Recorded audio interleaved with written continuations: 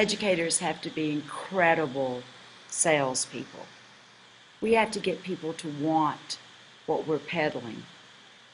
And in our classrooms, one of the things that we can do that make us really great salespeople is to clearly communicate what it is that we're trying to get our students to buy into.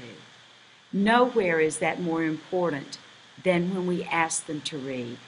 Our students have been asked to read over and over again and found that in many instances there's no benefit to the reading and there's no repercussion in a negative way for not reading.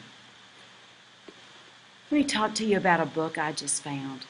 It's called Take the Stairs by Rory Vaden. In this book, Rory talks about how we live in an escalator society, one that's filled with shortcuts, quick fixes, and distractions that make it all too easy for us to slide into procrastination, compromise, and mediocrity. This is a whole book with strategies and ideas to help us get where we want to go as people. I like the book because it's rather small. It's only a couple of hundred pages, and even at that, it's a short, small book to hold in your hand. It's very convenient for sticking down in your bag when you're going somewhere. And more than that, it's not didactic, it's not preachy. Instead, it helps me focus every single day on being better at getting where I want to go.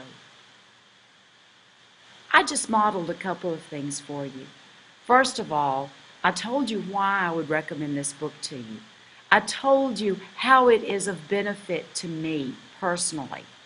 I gave you a flavor of the kinds of things that this clever man has come up with to help me better understand what it is to be the best I can be, to be as successful as I can be, and to reach the heights that I want to reach in the short time we have in this life to get where we want to go. By very deliberately selling a reading piece to your students, you're helping to communicate those kinds of things as well. It's what we do to ingratiate each other to the reading. It's an invitation. It is polite. It is the way people like to be treated when they're asked to do anything. And in education, it's absolutely essential to getting people to read what you want them to read. Talking about the title of a text, whether it's a handout, whether it's a news article, a web page, or a chapter in your textbook. Students need to know, who are these authors? Who are these people that you want me to read? And why should I care what they have to say? Those kinds of things need to be set up and established clearly early in the semester when you're working with your students. How did you choose this book? Why are you, out of all the things in the world there are to read about this particular topic and this particular discipline, why have you put this book in front of us? If it's just because it was the book selected by the book committee, then maybe that's what you need to say. Maybe your students need to know that they looked at 15 different books and that this is the most widely used textbook for this particular discipline. Maybe you need to start off with an apology. Folks, I know these books aren't brand new. I know that this information here, we're going to have to supplement a little bit with some things that have happened because technology moves so quickly and the world moves so quickly right now that by the time a book gets to a publisher, it's not always cutting edge. But let me tell you about the gems that are in this book. Let me tell you about the value of knowing the foundation within this discipline. And that doesn't change. Where we are now is very much in flux. But how we got to where we are is history.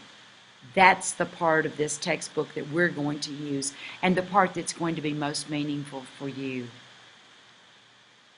Talking to students and introducing a new chapter or a new portion of a chapter in a textbook is more than saying, turn to page 85.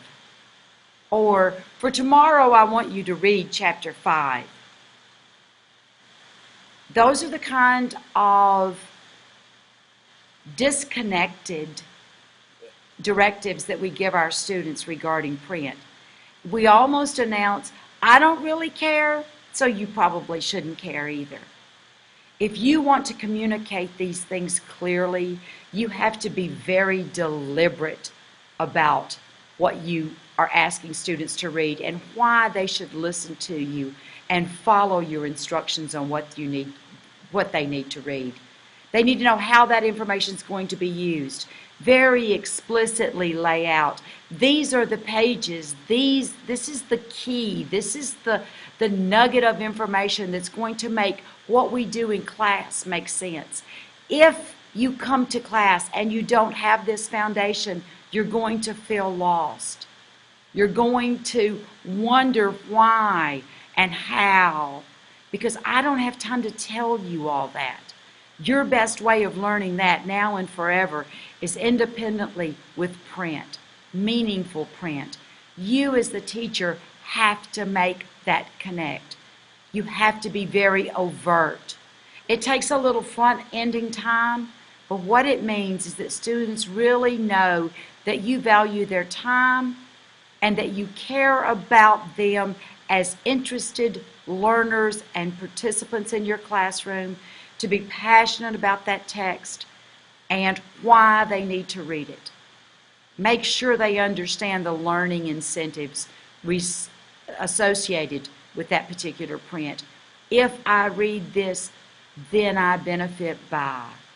Make sure that that is very clear and very overt. Clear communication and selling what we do, a very powerful combination.